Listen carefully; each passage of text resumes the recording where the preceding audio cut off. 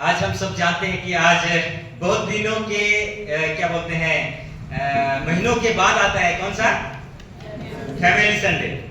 और प्रभु ने आज उस संडे को हमारे जीवन में, हम सबों के जीवन में दिया, यानी पारिवारिक जो आराधना होनी चाहिए, ये और अद्भुत है ना। क्योंकि हम सब इसमें जैसे कई बार बोलते हैं कोई संडे है महिलाओं का, कोई संडे है प्रभु भोज का, कोई संडे है मिशन का, और ये जो महिला का फैमिली संडे है ये बहुत रेयर आता है। सो एनीवे परमेश्वर को महिमा मिले।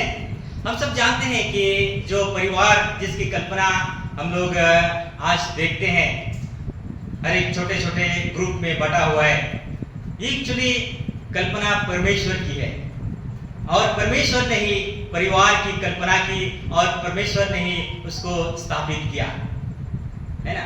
हम लोग अगर जेनेसिस की पुस्तक में जाएं, उसका पहला अध्याय में ही हम लोग परिवार के उत्थान को देखते हैं। पहला अध्याय और उसका 27 और 28 कलम को जब हम लोग पढ़ते हैं तो वहां पर परमेश्वर इस परिवार की जो परिकल्पना करता है कि ये मेरा परिवार कैसा होगा, उसको हम लोग देखते हैं और किस उद्देश्य से परमेश्वर ने उस परिवार की रचना की, उसको भी हम लोग यहाँ पर भली भांति देखते हैं। उत्पत्ति की पुस्तक उसका पहला अध्याय और उसका अगर 27 और 28 को पढ़ते हैं तो वहां पर यहाँ ऐसा लिखा हुआ है, तब परमेश्वर ने मनुष्य को अपने स्वरूप के अनुसार उत्पन्न किया, अपने ही स्वरूप के अनुसार परमेश्वर ने उनको उत्पन्न किया, नर और नारी करके उसने मनुष्य की सृष्टि की।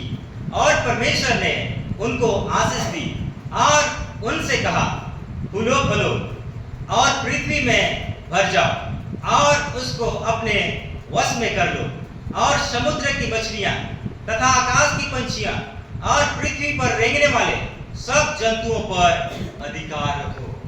हालेलुया। परमेश्वर को महिमा मिले। परमेश्वर ने सचमुच ये जो हम लोग बातों को पढ़ते हैं कितना विस्तार से सोच समझ के बनाया होगा, क्योंकि हम लोग सृष्टि की इस 6 दिन की ये छठा दिन का बात है। पहला परमेश्वर ने क्या बनाया, आकाश पृथ्वी या जो भी हम लोग पढ़ते हैं, सूर्य चंद्रमा, सब चीजों को उसने बनाया, है ना। तो सब चीज बनाने के बाद लास्ट में, क्योंकि वो सभी चीजें जो बना रहा था परमेश्वर, किसके लिए बना रहा था, मनुष्य के लिए। और इसीलिए आखिरी में परमेश्वर ने मनुष्य को बनाया कि पहले सभी चीजों को परमेश्वर ने मनुष्य के लिए तैयार किया, अपने स्वरूप और समानता में इसके बाद मनुष्य को बनाया और सभी अधिकार उस पर जो कुछ बनाया था किसको दे रहा, मनुष्य, क्योंकि वे लोग मतलब आदम और हवा उनके स्वरूप और समानता में थे। बहुत अच्छी बात यहाँ पर लिखता है, उनको आशीष दी और उनसे कहा, फूलो फलो और पृथ्वी में भर जाओ और उसको अपने वश में कर लो। सिर्फ उसको देखभाल करो नहीं, वश में कर लो। और समुद्र की मछलियां और आकाश की पंछियां और पृथ्वी पर रेंगने वाले सब जंतुओं पर अधिकार रखो। हमें अधिकार दिया गया उन सब पे, मतलब सारी सृष्टि जो उसने बनाया उसमें एक प्रबंधक, जिसको हम लोग नया नियम में स्टुवर्डशिप के रूप में पाते हैं, हमें दिया गया है। हम सब मनुष्य को परमेश्वर ने किस लिए बनाया कि हम जो सृष्टि है उसका प्रबंधक बने, उसका देखभाल करें, उसको संभाले, उसको चलाए और उसके द्वारा परमेश्वर को महिमा मिले। परमेश्वर ने सचमुच जो कुछ हमारे लिए किया ये बहुत बड़ा है, लेकिन हम लोग कुछ ही पल में देखते हैं। एक्चुअली जो कुछ परमेश्वर ने बनाया था उसको परमेश्वर ने अपनी उपस्थिति में, अपने अनुग्रह से, अपने आज्ञा के अनुसार उसको चलाने के लिए मनुष्य को दिया था, है ना। हम लोग चाहते हैं, जैसे उदाहरण के लिए परमेश्वर ने आदम और हवा को आदम के वाटिका में रखा, जिसकी हम लोग दूसरे शब्द में कहते हैं परमेश्वर की उपस्थिति में उसने रखा। तो उसकी उपस्थिति में रह करके उसके अनुग्रह से, उसकी आज्ञाओं को मानते हुए वो लोग उसको अपने अधिकार में ले सकते थे, वो लोग उनको वश में कर सकते थे, अपने ताकत से नहीं, अपने समझ से नहीं, परमेश्वर की आज्ञा के अनुसार। और हम लोग दूसरे ही पद में क्या पाते हैं, दूसरे ही अध्याय में, कि उन लोगों ने परमेश्वर की आज्ञा का उल्लंघन किया। परमेश्वर की आज्ञा का उल्लंघन किया क्योंकि परमेश्वर की आज्ञा से ही उनको वो सब चीज दिया गया था और वो सब चीज को उसको पूरा करना था। और उन लोगों ने वहां पे परमेश्वर की आज्ञा का उल्लंघन करके सारे जो भी परमेश्वर की योजना थी कि तुम इस पे राज करोगे, इस पे तुम अधिकार करोगे, वो सब सपना टूट गया, सारे सपना। क्योंकि परमेश्वर की उपस्थिति में ही उनकी आशीष थी, परमेश्वर की उपस्थिति में ही वो सामर्थ था कि वो समुद्र और आकाश, पंछियां हो, पेड़ पौधे हो या फिर शेर हो, हाथी हो, सब पर अधिकार कर सकता था। और उन लोगों ने वो चीज कर दिया। प्रियो, लेकिन हम लोग ये भी जानते हैं यीशु मसीह ने वो चीज वापस हमें दे दिया है। हालेलुया। सब चीज जो भी हमने गंवाया था, जो भी हमने यीशु मसीह उस एदन की वाटिका में परमेश्वर की आज्ञा के उल्लंघन के द्वारा गंवा दिया था, आज वो सब कुछ मनुष्य को यीशु मसीह ने पुनः परमेश्वर की उपस्थिति में ला करके वापस दे दिया है। सबसे बड़ी बात वो है कि परमेश्वर की उपस्थिति ही हमारे लिए एक्चुअली सृष्टि का एक बोलेंगे तो जगह है, जहां पर हम रह करके परमेश्वर के उन सभी आशीषों को जो परमेश्वर ने इस संसार में मनुष्य के लिए रखा है उसको हम लोग भोग सकते हैं। परमेश्वर से अलग रह करके हम लोग उन सभी जो भी परमेश्वर ने योजना बनाई है उसका एक चीज का भी आशीष नहीं ले सकते। हमारी आशीष, हम सब जितने भी मनुष्य की आशीष आज कैसे मिलेगा? परमेश्वर की उपस्थिति में। एदेन में जब हम लोग एदेन में होंगे यानी परमेश्वर की उपस्थिति में होंगे, वो सारे आशीष हमारे लिए है। एदेन से बाहर जैसे गए वो आशीष हमसे छीन ली गई। आज हम परमेश्वर की उपस्थिति में हैं क्योंकि प्रभु यीशु मसीह ने हमारे लिए अपने आप को बलिदान करके हमारे जीवन को मोल लिया, अपने लहू से धो दिया और शुद्ध करके अपना बेटा और बेटी बना करके परमेश्वर की उपस्थिति में लाके खड़ा किया कि हम फिर से उन सभी आशीषों को जो हमसे छीन लिया गया था, धोखे से ले लिया गया था, उसको हम फिर से प्राप्त करें। सो आज हम सबों के लिए जब हम लोग फैमिली संडे मनाते हैं, आज कैसे उस चीज को दावा करें या किस रीति से हम लोग उन चीज को पाएं कि सचमुच जो परमेश्वर के, जिसको हम लोग गॉडली फैमिली बोल सकते हैं, जो परमेश्वर का चुना हुआ परिवार बोल सकते हैं, कि वो कैसे परमेश्वर की उपस्थिति में रह करके वो योजना जो परमेश्वर ने जगत की उत्पत्ति के समय मनुष्य के लिए बनाया था, उस योजना को हम लोग कैसे पूरा कर सकें। परमेश्वर की उस योजना को नहीं, हमारी योजना को नहीं कि हम लोग प्रभु की उपस्थिति में आएंगे और बहुत आशीषित होंगे और हम अपना घर बनाएंगे, हम अपना गाड़ी खरीदेंगे, हम सब कुछ अपने लिए मोल लेंगे, उसके लिए नहीं। जो योजना परमेश्वर ने मनुष्य के लिए बनाई थी, उस योजना के तहत कैसे हम लोग आज परमेश्वर की महिमा कर सकते हैं, उसकी उपस्थिति में रह करके कैसे उन आशीषों को जो हमने खोया है अपने लिए और अपने परिवार के लिए उसको हम लोग प्राप्त कर सकते हैं। आज आइए हम उन बातों को देखेंगे। नया नियम में कई बातों को ऐसा हम लोग देखते हैं जहां पर नया विश्वासी जब प्रभु में आते थे तो उनका जो ललक या परमेश्वर के प्रति उनका जो प्रेम था वो कैसा हुआ करता था। आइए हम इस समय प्रेरितों का काम उसका 16 अध्याय और 30 से 34 में कुछ बातों को हम लोग पढ़ते हैं। प्रेरितों का काम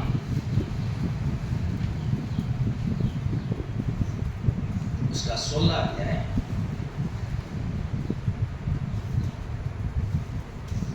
और 30 से 34 में, किसी को मिल जाता है तो आप लोग पढ़ सकते हैं, तो मैं पढ़ देता हूं। यहां पर ऐसा कहता है,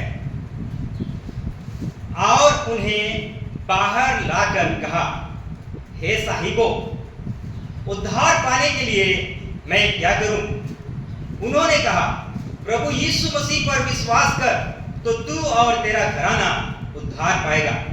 और उन्होंने उसको और उसके सारे घर के लोगों को प्रभु का वचन सुनाया और रात को उसी घड़ी उसने उन्हें ले जाकर उनके घाव धोए और उसने अपने सब लोगों समेत तुरंत बपतिस्मा लिया और उसने उन्हें अपने घर में ले जाकर उनके साथ भोजन रखा और सारे घराने समेत परमेश्वर पर विश्वास करके आनंद किया।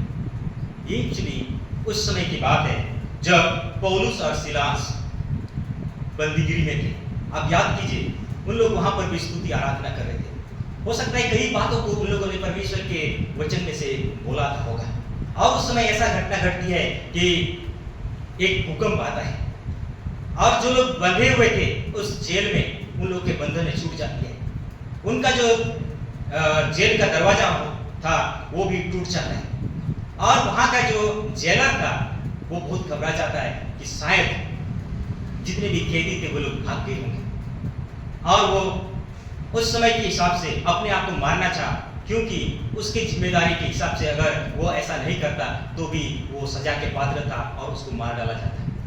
जब वो अपना तलवार खींच के अपने आप को मारने के लिए सोचता है तब पौलुस कहता है अपने आप को घात ना कर, क्योंकि हम सब यहीं पर हैं।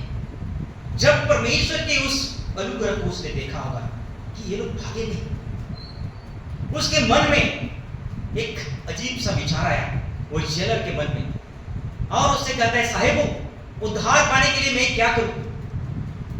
और वहां पर हम लोग देखते हैं उनको ये कहा जाता है कि यीशु मसीह पर विश्वास करो तो तू और तेरा घराना उद्धार पाएगा। उसके जीवन में ये ललक हुई, जिज्ञासा हुआ कि नहीं, कुछ तो अलग है इन दोनों में। बंधे हुए हैं, कितने मारे गए हैं, जिन लोगों को इतना मारा गया था, फिर भी स्तुति आराधना कर रहे हैं, फिर भी प्रभु की महिमा कर रहे हैं। कुछ तो अलग है। और वो अलग चीज को देख करके उसको मन में हुआ कि नहीं, मुझे भी इनके जैसा होना चाहिए। और सचमुच उन लोग परमेश्वर के वचन को सुनते हैं और वहाँ पे उसी रात को विश्वास करते हैं और बपतिस्मा लेते हैं। प्रियो, एक्चुअली एक तरह से कहा जाए तो हर एक कहानी ऐसा ही कहीं कहीं पर शुरू हुआ होगा। जब हमने परमेश्वर को पहली बार जाना होगा, ऐसा ही भूख और तड़प होगा हमारे मनों में कि नहीं, वो परमेश्वर जिसकी विषय में पास्टर बात कर रहा होगा या कुछ लोग बातें करते होंगे, वो कितना अजीब है, वो चंगा करने वाला है, वो सामर्थ्य है, कहता है कि वो हमारे लिए सूली पर चढ़ा, उसने अपने लहू से हमें मोल लिया, वो परमेश्वर कैसे होगा? सचमुच मसीही लोग आनंद और खुशी से जीवन जीते होंगे और उस चीज को देख करके हमारे मन में वो बातें आए होंगी और हमने भी प्रभु को ग्रहण किया होगा। तो वो बातें जो यहाँ पर हम लोग देखते हैं इस जेलर के जीवन में, एक्चुअली बाद में उद्धार का कारण बनता है। प्रियो, मैं ये बातें इसीलिए बताना चाहता हूं क्योंकि कई बार ऐसा होता है जब इन बातों को से हम गुजर जाते हैं, पार हो जाते हैं, तो उन पिछले समय के बातों को हम लोग भूल जाते हैं कि हमने कैसे परमेश्वर को ग्रहण किया है। प्रियो, हमें उन बातों को याद करने की आवश्यकता है और निरंतर जैसे उसने उद्धार पाया वो बढ़ता गया। उद्धार का मतलब ये होता है कि जैसे हम लोग एक पेड़ को एक छोटा सा पौधा के रूप में लगाते हैं और वो दिन ब दिन क्या होता है, बढ़ते जाता है, वो स्थिर नहीं रहता है, ऐसा है जैसा हमने लगाया वैसे नहीं रहता है। तो हमारा जीवन, जब हम लोग ने उद्धार पाया, एक मसीही जीवन का एक ही उद्देश्य है कि वो परमेश्वर के वचन के अनुसार क्या करे, भले फूले, बढ़ते जाए, अधिकार रखे, अपने आसपास में वश में रखे, एक अच्छा माहौल क्रिएट करे। ये आज मसीही परिवार का एक, जैसे उन दोनों ने, पौलुस और सिलास ने वहां पर एक अच्छा माहौल क्रिएट किया और लोगों का जीवन को, उस परिवार को एक नमूना दिया और पूरा परिवार बच गया। आज मसीह का जीवन ऐसा होना चाहिए, आज हमारा परिवार ऐसा होना चाहिए। जो ललक शुरू थी अभी भी होना चाहिए। अगर हमारे परिवार में कोई ऐसा है जिसने उद्धार नहीं पाया है, हम लोग उनके लिए ऐसा प्रार्थना करें, प्रभु के पास उनको लाएं, प्रभु की उपस्थिति में लाएं कि वे कोई उद्धार पाए। हमारा पूरा परिवार उद्धार पाने के लिए ललायित हो, प्रभु में बढ़ने के लिए ललायित हो। ऐसा परिवार को हम लोग देखते हैं। एक और परिवार को हम लोग देखेंगे, प्रेरितों का काम उसका 10वां अध्याय है।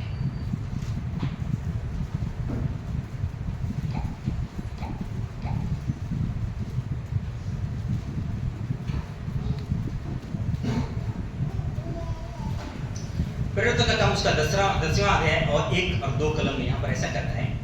कैसरिया के कॉर्नेलियुस नाम एक मनुष्य था जो इतालियानी नाम पलटन का सूबेदार था। वो भक्त था और अपने सारे घराने समेत परमेश्वर से डरता था और यहूदी लोगों को बहुत दान देता और बराबर परमेश्वर से प्रार्थना करता था। उसने दिन के तीसरे पहर के निकट दर्शन में स्पष्ट रूप से देखा कि परमेश्वर का एक स्वर्गदूत मेरे पास भीतर आकर कहता है कि हे कॉर्नेलियुस। उसने उसे ध्यान से देखा और डर कर कहा, हे प्रभु क्या है? उसने उससे कहा, तेरी प्रार्थनाएं और तेरे दान स्मरण के लिए परमेश्वर के सामने पहुंचे हैं और अब याफा में मनुष्य भेजकर समून को जो पतरस कहलाता है बुलवा ले। यहाँ की भी घटना को हम लोग जानते हैं कि ये जो व्यक्ति है ये हकीकत में यहूदी में से नहीं था, परमेश्वर को जानने वाले उस कुल में से नहीं था, एक इतालियनी था, मतलब इटली के रहने वाला में से था। रोम साम्राज्य के तहत उसको एक सूबेदार की तरह से पदवी मिली थी, लेकिन वो परमेश्वर का भय मानता था। उसकी उपस्थिति में आके प्रार्थना क्या करता था और परमेश्वर ने उसकी प्रार्थना को सुन लिया। हम अपने बुलाए जाने को याद करें कि हम बहुत लोग ऐसा हैं जो कि पहला जेनरेशन मसीही है। ज्यादातर लोग हो सकते हैं जिन लोगों ने परमेश्वर के परिवार में यानी कि मसीही परिवार में जन्म लिया। कुछ लोग हो सकते हैं जो लोग पहला क्या बोलेंगे मसीही हैं, पहला जेनरेशन। फिर यहाँ पर भी एक व्यक्ति है जिसने परमेश्वर को अपने जीवन दे दिया था, लेकिन वो मसीही नहीं था, लेकिन वो प्रभु को जानने वाला उस कुल में से नहीं था।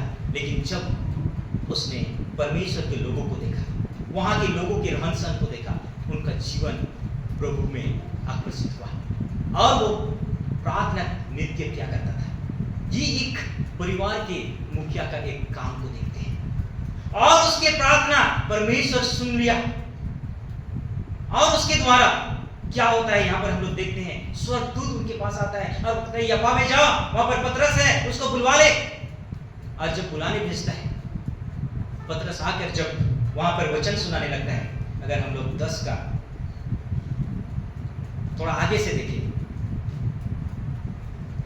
यहां पर 44 में कहता है, पतरस ने ये बातें कह ही रहा था कि पवित्र आत्मा वचन के सब सुनने वालों पर उतर आया और जितने खतना किए हुए विश्वासी पतरस के पास आए थे वे सब चकित हुए कि अन्य जातियों पर भी पवित्र आत्मा का दान उंडेला गया है, क्योंकि उन्होंने उन्हें भांति भांति की भाषा बोलते और परमेश्वर की बड़ाई करते सुना। एक परिवार, उसमें उस परिवार का मुखिया परमेश्वर के जब उपस्थिति में आकर के नित्य प्रार्थना करता है, परमेश्वर उस प्रार्थना को सुनता है और सुन करके उसका उत्तर देता है। वहां पर बाइबल में ऐसा लिखा हुआ है कि जब पतरस आ रहा था उसके पहले, क्योंकि 3 दिन जाने में 3 दिन आने में लगा, तब से वो अपने जितने भी आस पड़ोस के लोग थे, जितने भी उसके सगे संबंधी थे, सबको बुला के रखा था। बाइबल बताती है कि जब पतरस आया वहां पे एक बड़ी भीड़ थी, वहां पे उसका घर भरा हुआ था। सोचिए कितने लोगों के लिए वहां से इसका कारण बना। आज मसीही परिवार के लिए ये हमारे लिए एक चुनौती है कि हम कैसे अपने लोगों से, अपने पड़ोसियों से, अपने सगे संबंधियों से कैसे उनको परमेश्वर के करीब लाने के लिए हम लोग सोचते हैं। कितने हम लोग प्रभु के लिए डेडिकेट हैं। वो एक बड़ा सरदार था उस समय में, लेकिन परमेश्वर के सम्मुख आने और प्रार्थना में लीन रहने उसकी नम्रता और दीनता को दिखाता है। और वही चीज परमेश्वर को भाता है कि हम नम्रता और दीनता के साथ उस परमेश्वर को ढूंढें, उसको हम लोग खोजें कि वो हमें मिल जाए, और उनको मिल गया। आज सचमुच जब मैं इसको पढ़ रहा था, एक तरह से ऐसा भी लग रहा था कि आज हम लोग ऐसा अनुभव को बहुत कम पाते हैं। उस समय की बात है जब लोग पुराने नियम में जीते थे, उनके लिए नियम कानून व्यवस्था था। आज हमारा जीवन पवित्र आत्मा से भरा हुआ जीवन है। आज हमारा जीवन उससे बढ़कर प्रार्थना वाला जीवन होना चाहिए। उससे ज्यादा हमें परमेश्वर से प्रेम करने का मन और हृदय होना चाहिए, क्योंकि आज हमने आत्मा को पाया। आत्मिक तौर से परमेश्वर ने हमें मसा किया है, हमें ऐसा जीवन दिया है जिसमें सचमुच हमारा जीवन और हमारा परिवार, हमारा आस पड़ोस और हमारे सारे सगे संबंधी सब लोगों के जीवन को बदलने की ताकत रखता है। उस समय नहीं दिया गया था, इसलिए उनको पतरस को बुलाने की आवश्यकता कब पड़ी, क्योंकि उन लोगों ने परमेश्वर का वचन को, जीवित वचन को, वो उद्धार का वचन को नहीं सुना था। आज हमने वो वचन को सुना है। आज अगर हम लोग प्रार्थना करेंगे, उस समय जैसे पवित्र आत्मा उतर आया और सभी लोग अन्य अन्य भाषा बोलने लगे, वहां पर एक बड़ा चमत्कार हुआ। क्या आज नहीं होगा? क्या आज नहीं होना चाहिए? होना चाहिए। इसलिए मैं उसी चीज को मैं ये कहता कि पहला जो बुलाहट, जिस बुलाहट से हम लोग परमेश्वर को जाने, जैसे उस परिवार ने उद्धार के लिए ललायत दिखाया, जैसे ये परिवार प्रार्थना के लिए प्रभु के लिए ललायत था, हम अपने जीवन को सचमुच उस बैक में लेके जाए थोड़ा समय के लिए, क्योंकि उस समय जब हम लोगों ने परमेश्वर को जाना था होगा, हमारा जो परमेश्वर के प्रति प्रेम था वो बहुत ही स्ट्रांग था होगा, बहुत ही स्ट्रांग था होगा। हम लोग किसी से डरते नहीं होंगे, किसी से लजाते नहीं होंगे। क्यों? क्योंकि हमने क्या पाया है? जीवन पाया है। हमने क्या पाया है? परमेश्वर के अनुग्रह को पाया है, उसके दया को पाया है, उसके सामर्थ को पाया है। लेकिन धीरे धीरे क्या हो गया? धीरे धीरे हम लोग बाइबल के वचन के अनुसार ठंडे पड़ गए, ठंडे पड़ गए। बाइबल में एक व्यक्ति है जिसके विषय में हम लोग थोड़ा अभी गीतों में हम लोग याद कर रहे थे। यह उसका पुस्तक, उसका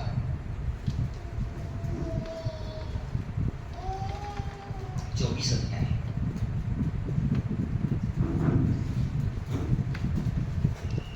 24 अध्याय और उसका 15 का बहुत ही जाना पहचाना है हम सबों के लिए। क्या कहता है? परंतु मैं तो अपने, अच्छा पूरा वहां से पढ़ूंगा। और यदि यहोवा की सेवा करनी तुम्हें बुरी लगे तो आज चुन लो कि तुम किसकी सेवा करोगे, चाहे उन देवताओं की जिनकी सेवा तुम्हारे पुरखा मानंद के उस पार करते थे, और चाहे एमोरिया के देवताओं की सेवा करो जिनके देश में तुम रहते हो, परंतु मैं तो अपने घराने समेत यहोवा की ही सेवा नित्य करूंगा, नित्य करूंगा। प्रियो, ये यहोशू की बात है। उसने इजराइल के पूरे समूह को बुला के इकट्ठा किया, क्योंकि वह उम्र से बहुत आगे निकल गया था, बुढ़ा हो गया था। थोड़ी देर हम लोग देखेंगे, वहां के बाद वो मर जाता है। उसने लोगों को इकट्ठा किया और कहा कि तुम किसकी सेवा करोगे, आज चुन लो। लेकिन मैं और मेरा घराना, हम किसकी सेवा करेंगे? यहोवा ही की सेवा करेंगे। क्यों ये चीज कहने पाए?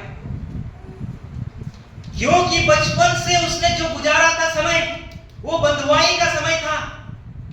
वो मिस्र देश में कैसे खटता था, कैसे उसके परिवार खटते थे, कैसे उनके जीवन मुसीबत तकलीफों से घिरा रहा था, कैसे उन लोग यातनाओं से गुजरे थे, कैसे मिस्रियों उनके परिवार के, उनके लोगों को, इजराइलियों को मारा पीटा करता था। उस चीज को उसने देखा था, और उस चीज को देखने के बाद ये भी उसने देखा था कि परमेश्वर ने उस बंधुआई से किस सामर्थ्य हाथों के साथ बाहर निकाल लेके आया। लाल समुद्र को कैसे परमेश्वर ने दो भाग किया, एमोरियों को और जितने भी वहां देश के लोग थे, परमेश्वर ने उसको कैसे उखाड़ फेंका और उस जगह में स्थापित किया जिसके लिए परमेश्वर ने उनको और उनके बाप दादा को पहले से वायदा किया था। उस चीज को जब वो जानता था, तब वो उस चीज को भूला नहीं। वो बूढ़ा हो गया तो भी उस चीज को भूला नहीं कि मैं किस परिस्थिति से उठ करके आया हूं, परमेश्वर के कैसे अनुग्रह को प्राप्त किया, और जिस जगह में परमेश्वर ने अपने वायदे के अनुरूप कहा था, उस जगह में परमेश्वर ने पूरा किया। तो उस परमेश्वर को वो कहता है कि मैं कैसे भूल जाऊं, कैसे उस परमेश्वर को भूल जाऊं जिसने हमारे को उस बंधुआई से छुड़ा करके उस अपने दाख और मधु के बहते उस जगह तक पहुंचाया, जिसने अपने वायदे को पूरा किया। उस वायदे को पूरा करने वाले परमेश्वर को मैं कैसे भूल जाऊं? जब मैं कहता हूं, हम लोग कह रहे हैं कि पिछले हमारे जैसे हमने परमेश्वर को ग्रहण किया था, तब हम लोग पूरे सरगर्म थे। उस बात को हम कैसे भूल जाएं कि मैं एक दिन पाप में पड़ा था, मैं एक समय अंधकार में जी रहा था, मेरा जीवन और मेरा परिवार तहस नहस हो गया था, बदवाई में था, मुसीबत थी और सभी तरह के पाप और संकट से घिरा हुआ था। क्या आज हम उस चीज को भूल सकते हैं? क्या हम उन बातों को जो परमेश्वर के अनुग्रह को हमने पाया है, परमेश्वर के सामर्थ को देखा है, क्या हम उन बातों को भूल सकते हैं?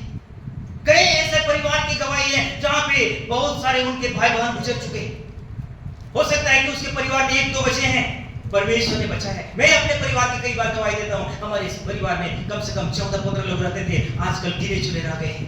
परमेश्वर ने ऐसा परिस्थितियों से छुड़ा करके, बचा करके जब अपने महिमा के लिए खड़ा किया है, जब एक नया जीवन दिया है और उसने जो वायदा किया यीशु मसीह के नाम से, वो सारे वायदों को उसने पूरा किया, तो क्या हम उसको भूल सकते हैं? कभी नहीं। तो आज क्या हमें ठंडे पड़ने की आवश्यकता है या और सरगर्म होके परमेश्वर के उस योजना के अनुसार, जैसे यहाँ पर कहता है कि तुम फूलो फलो और सारे पृथ्वी में भर जाओ और उसको वश में कर लो और सारी बातों पर अधिकार रखो।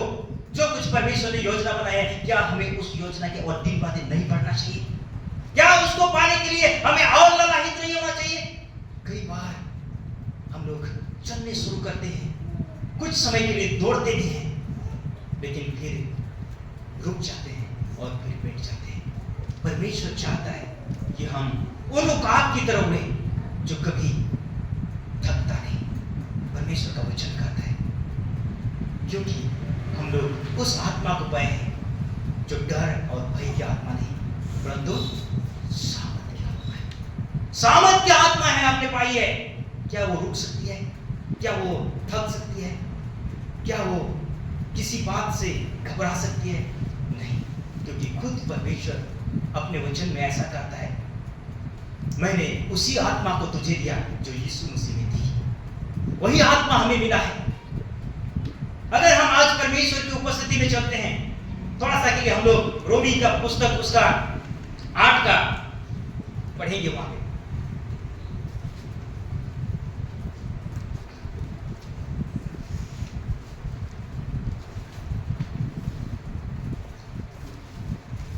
8 का 14 को हम लोग पढ़ेंगे। 14 से 17 को पढ़ेंगे।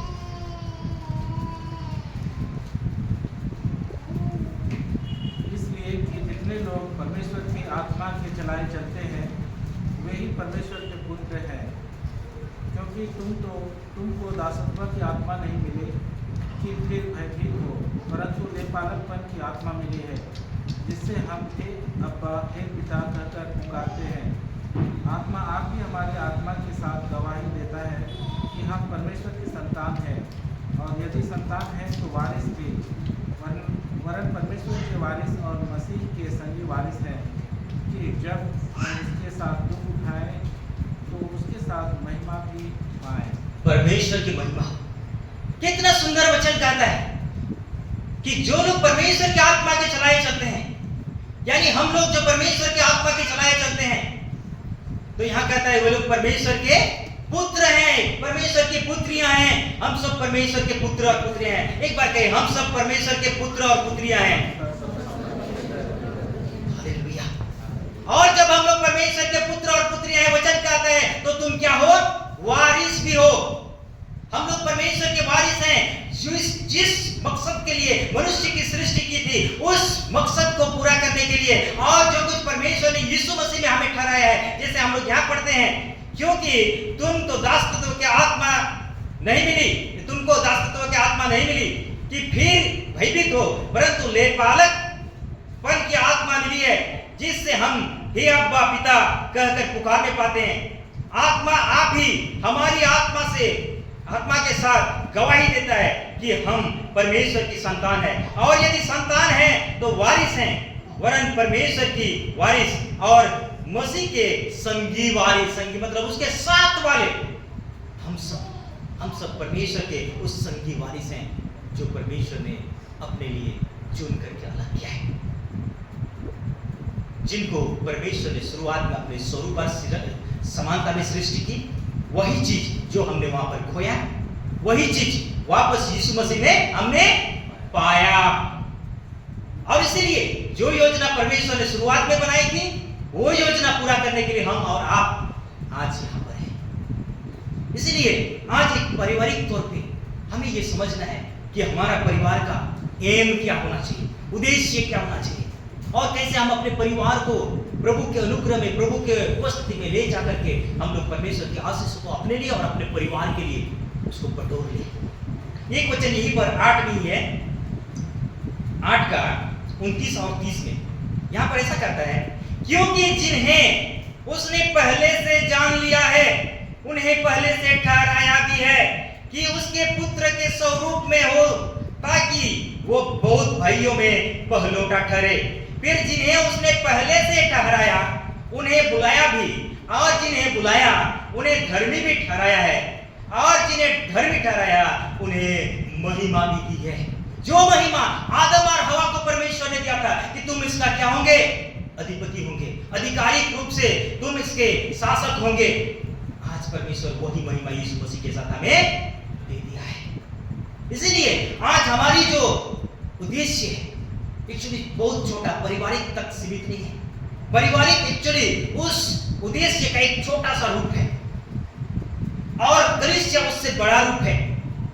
और जब हम लोग मसीह के उस क्या बोलेंगे शरीर में मिलते हैं, तो ये पूरा कलीसिया, यानी कहने का मतलब इस संसार में जितने बड़े कलीसिया हैं वो उसका एक बड़ा रूप है, और यीशु मसीह उसका सिर और हम लोग उसका शरीर है।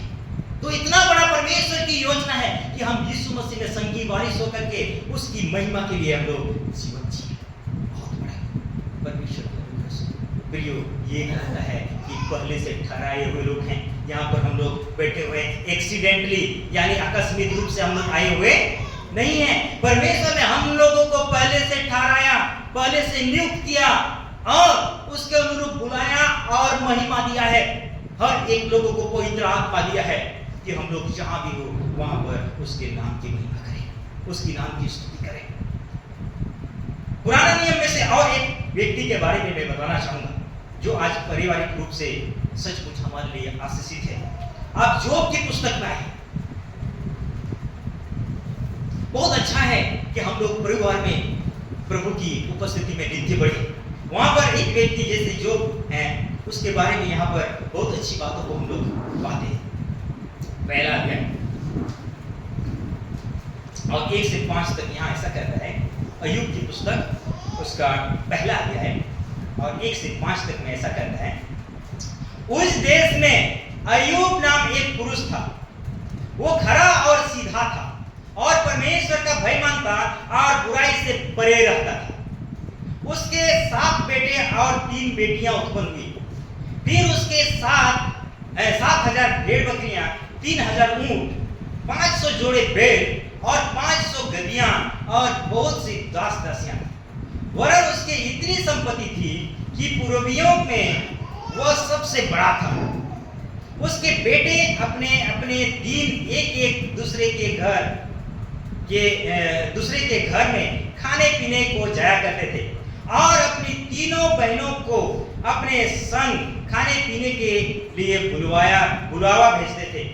और जब जब जेवनार के दिन पूरे हो जाते, तब अय्यूब उन्हें बुलाकर पवित्र करता और बड़ी भोर उठकर उनकी गिनती के अनुसार होम बलि चढ़ाता था, क्योंकि अय्यूब सोचता था कि कदाचित मेरे लड़कों ने पाप करके परमेश्वर को छोड़ दिया हो।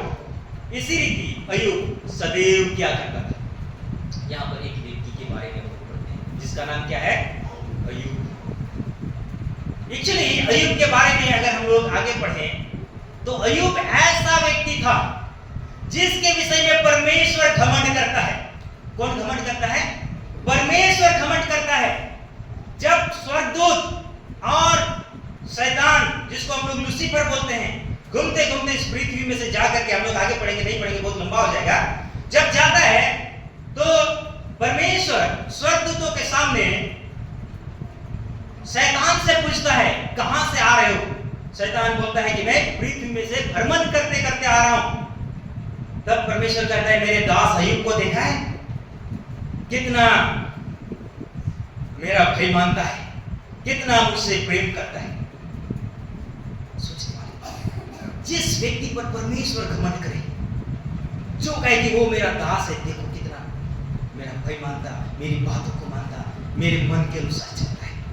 और वो उस समय की बात है जब पुराने नियम नहीं लिखे गए थे, जब पवित्र आत्मा के बारे में कोई चर्चा नहीं थी इस पूरे संसार में। इस पूरे संसार में पवित्र आत्मा के बारे में चर्चा नहीं थी, पुराना नियम के पहले की बात है। उस समय वो परमेश्वर का भय मानने वाला व्यक्ति था। और जैसे यहां कहता है कि बहुत अच्छी बात कहता है, परमेश्वर का भय मानता और बुराई से परे रहता था, खरा और सीधा था। मतलब परमेश्वर जब उस पर घमंड करता होगा तो उस पर कोई दोष नहीं होगा, ऐसा तो नहीं होगा, लेकिन हमेशा वो कोशिश क्या करता था, बुराई से भाग जाए। और ऐसा परिवार का मुखिया था जो अपने परिवार के लिए एक याजक भी था। वो अपने बेटे बेटियों के लिए चढ़ावा चढ़ाया करता था, उसके लिए प्रार्थना किया करता था कि उनके बच्चे कहीं गलती से पाप तो नहीं कर दिए, कहीं वो भटक तो नहीं गए। वो अपने पूरे परिवार के लिए एक याजक था कि उसका परिवार बचा रहे, उसका परिवार प्रभु में बने रहे। जैसे वो खराई से चलता है, उसके परिवार के हर एक सदस्य भी खराई से चलते रहे, उसका परिवार का कोई भी सदस्य पीछे ना चले जाए।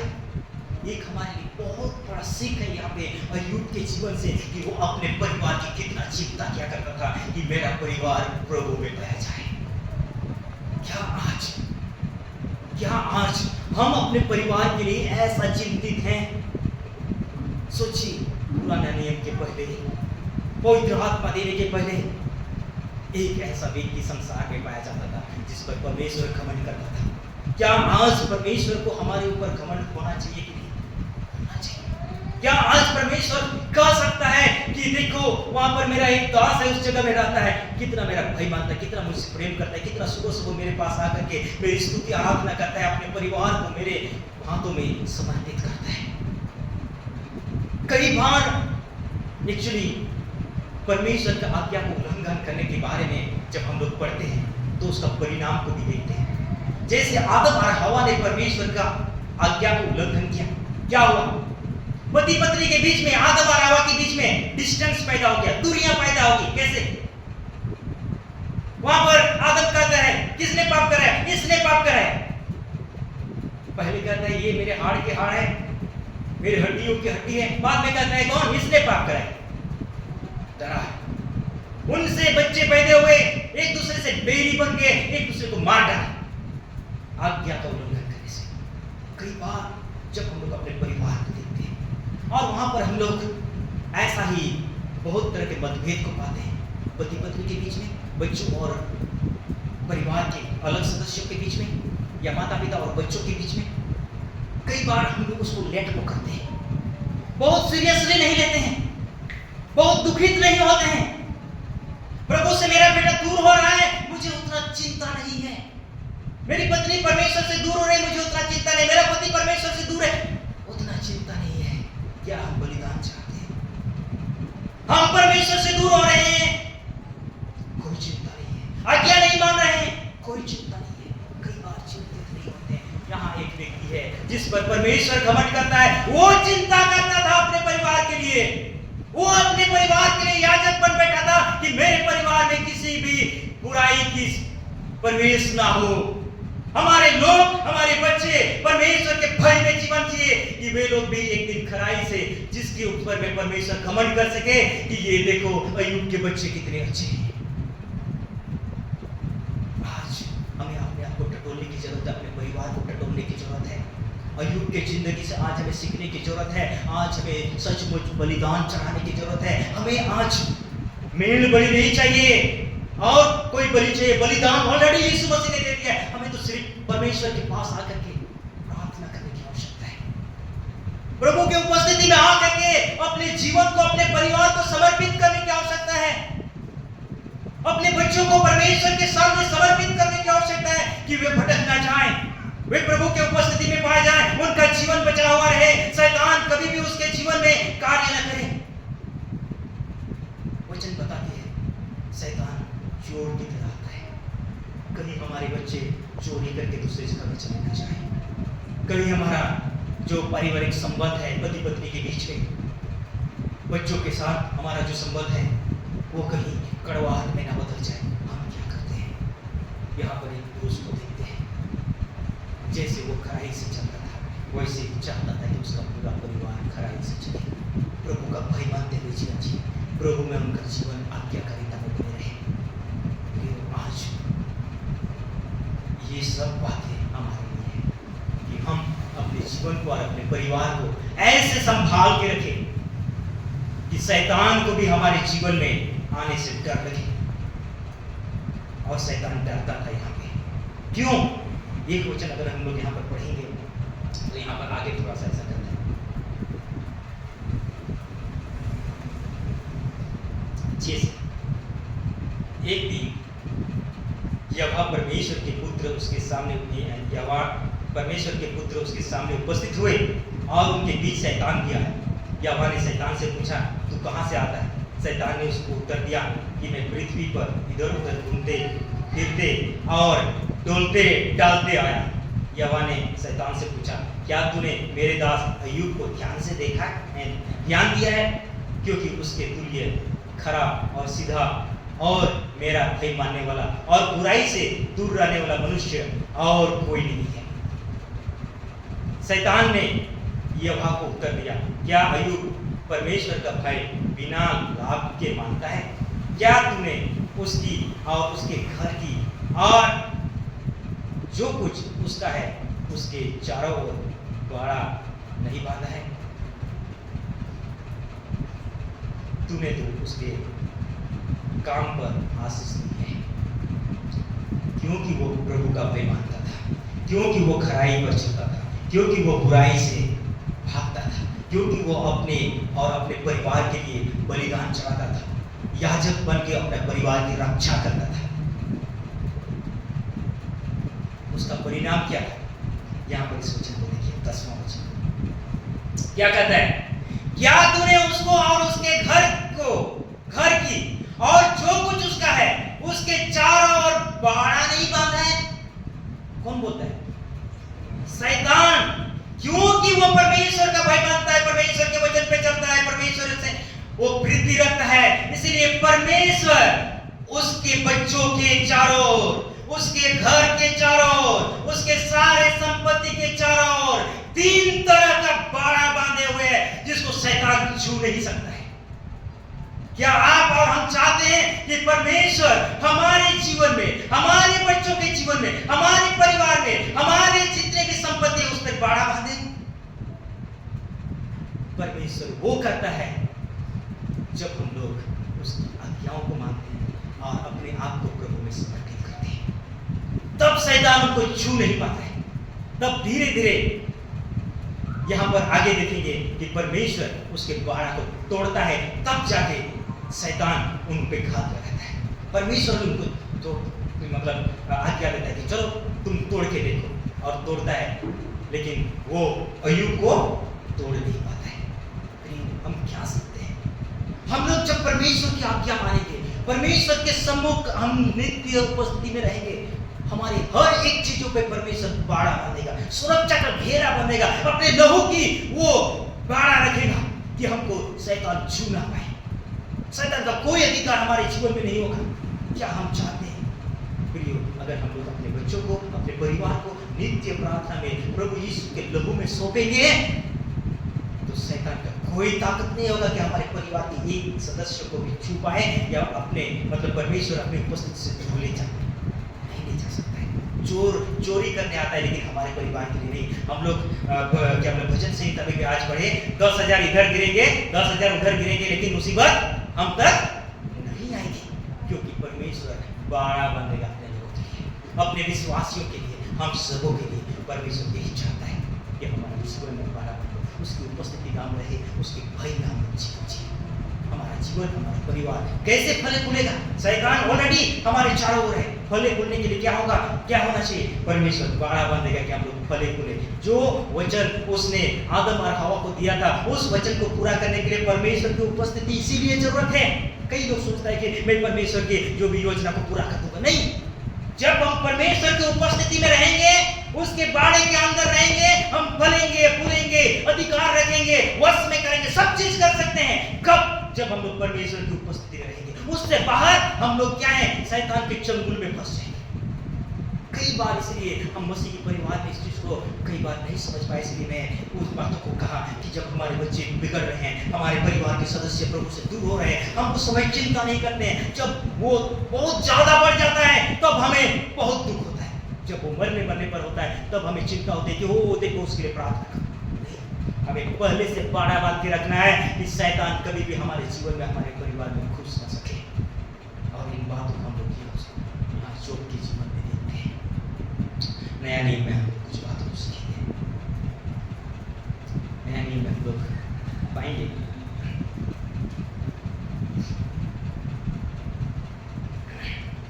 एक्स यानी प्रेरितों का काम, उसका 18 का 2 में एक परिवार है। 18 का 2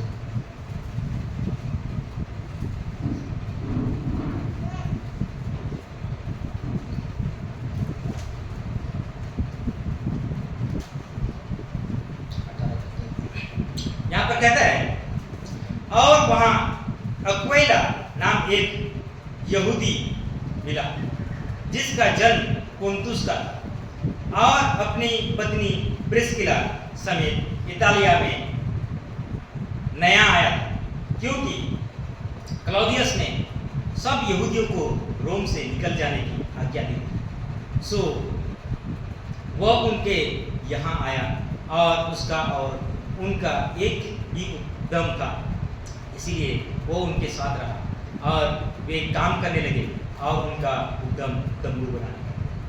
यहाँ एक परिवार है, अक्विला और प्रिस्किला। हम लोग कई बार इनके बारे में सुने हैं, पढ़े हैं। ये एक्चुअली यहूदी परिवार से थे। कई बार ऐसा कहा जाता है, उसमें कितना सच्चाई है नहीं मालूम, प्रिस्किला एक्चुअली रोम की थी, उन लोगों में लव मैरिज हुआ। तो जब यहूदियों को रोम से निकल जाने का आदेश क्लौडियस ने दिया, क्लौडियस उस समय वहाँ का सम्राट था, तो उसने आदेश दिया, तो ये लोग निकल गए और कोरिन्थ में चले गए, जहाँ पर पौलुस पहले से रहा करता था, सेवकाई करता था। उन लोगों ने परमेश्वर का वचन को सुना और उनको ग्रहण किया, और वो लोग बहुत ही सरगर्म होकर परमेश्वर की सेवा में अपने धंधे के साथ लग गए। उनका काम और पौलुस का काम, दोनों का काम हम लोग जानते हैं क्या था, तंबू बनाने का। वे लोग तंबू बनाने के साथ साथ प्रभु की सेवा क्या करते थे, प्रभु का काम क्या करते थे, और आगे जाकर के उन लोगों ने परमेश्वर के लिए कलीसिया भी खड़ा की। अगर हम लोग थोड़ा आगे देखेंगे तो वहां पर एक्चुअली हम लोग पाते हैं एक्स में ही 18 का 26 में देखेंगे, तो यहाँ कहता है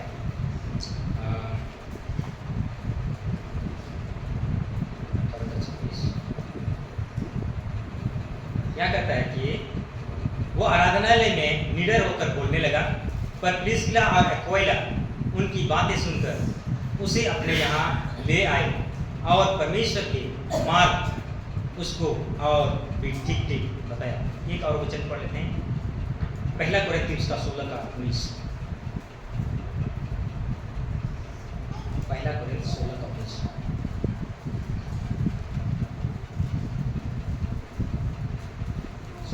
लास्ट 16 को 19 में ऐसा करता है, आसिया की कलीसिया की ओर से तुमको नमस्कार। अक्विला और प्रिस्किला का और उनके घर की कलीसिया का भी तुमको प्रभु में बहुत बहुत नमस्कार। एक्चुअली वे लोग कहाँ थे? रोम में। वहां से वो लोग कोरिन्थ में भाग के आए, और कोरिन्थ में रह करके उन लोगों ने एक कलीसिया बनाई, जहां पर यहाँ कहता है उनकी कलीसिया अक्विला और प्रिस्किला का और उनके घर की कलीसिया का भी पुत्र को भी प्रभु को बहुत बहुत यहाँ पर इसीलिए कहता है क्योंकि पौलुस कहता है उन लोगों ने मुझे बहुत मदद की, मेरे लिए अपने जान तक जोखिम में डाला, और अंत में प्रिस्किला और अक्विला का बारे में बताया जाता है वे लोग एक प्रभु में शहीद हो गए, मतलब कि उन लोगों को प्रभु के नाम से मार दिया गया। उनके दो लड़के। प्रियो, मैं क्या बताना चाहता हूँ, एक परिवार है जो कि अपने मूल वतन को छोड़ करके, वहां से छोड़ करके नहीं कहेंगे उनको वहां से भगा दिया गया, लेकिन वे जहां भी गए परमेश्वर के कार्य में लीन रहे, प्रभु के महिमा के लिए जीवन जिए, प्रभु के महिमा के लिए कलीसिया बना गया। आज एक्चुअली ये मसीहियों के लिए एक बहुत बड़ा चैलेंज भी है और एक क्या बोलेंगे प्रेरणा भी है कि आज हम लोग जहां भी जाते हैं हम लोग को हाउस चर्च खड़ा करना चाहिए। उस जगह में परमेश्वर के जो लोग आज सताए हुए लोग हैं, कहने का मतलब जितने लोग परमेश्वर को नहीं जानते हैं, आज वे लोग बहुत तरह से, जैसे हम लोग अपने पुराने जीवन को देखें जहाँ पर बहुत सारे पाप श्राप शैतानिक बंधन थी हमारे चारों ओर बंधे हुए हैं, आज वहाँ पर हमें फलने फूलने की आवश्यकता है। आज उस जगह में आपको अपने वश में लेने की जरूरत है। आज उन जगह में अपना परमेश्वर के राज की उन्नति के लिए काम करने की आवश्यकता है, जो हम लोग प्रिस्किला और अक्विला के जीवन में देखते हैं। आज जैसे हमने कहा कि एक छोटा सा पौधा हमने बोया है तो उसको बड़ा होने की जरूरत है। जिस जगह में हम लोग रहते हैं, जिस घर में हमने बनाया, वो हम लोग बहुत सुबह से वहाँ रह रहे हैं, तो वहाँ सारी अगल बगल के लोगों को परमेश्वर के पास लाने की आवश्यकता है। आज हम कलीसिया के लोगों को, आज हम प्रभु के लोगों को, परमेश्वर के परिवार के लोगों को ये करने की आवश्यकता है। परमेश्वर यही चाहता है कि हम उसके कलीसिया के लोग भले रहें, उनके बच्चे प्रभु में बढ़ते जाएं, उनके अनुग्रह को हम लोग जानें और प्रभु के लिए जीवन जिएं। लास्ट में हो जाए एफेसियों की पत्री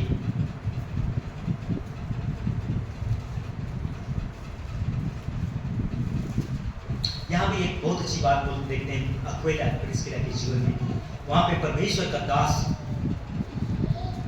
पौलुस उन दोनों पर घमंड करता है, घमंड करता है, कहता है कि देखो प्रिस्किला और अक्विला उनके हाउस चर्च, उनको नमस्कार करते हैं, उन लोगों ने मेरी बहुत सहायता की। आज हम लोग किस रीति से परमेश्वर के काम आ रहे हैं, हमारा जीवन, हमारा परिवार, हमारे बच्चे, हमारे बड़े कैसे परमेश्वर का काम आ रहे हैं, ये एक्चुअली हमारे जीवन का उद्देश्य होना चाहिए। मैं प्रभु के कार्य में एक हाथ बनूं, परमेश्वर के लोगों के लिए एक आशीष का स्रोत बनूं। एफेसियस उसका 6 अध्याय में हम लोग एक बात देखते हैं। यहाँ पर पारिवारिक बातों को लिखा गया है।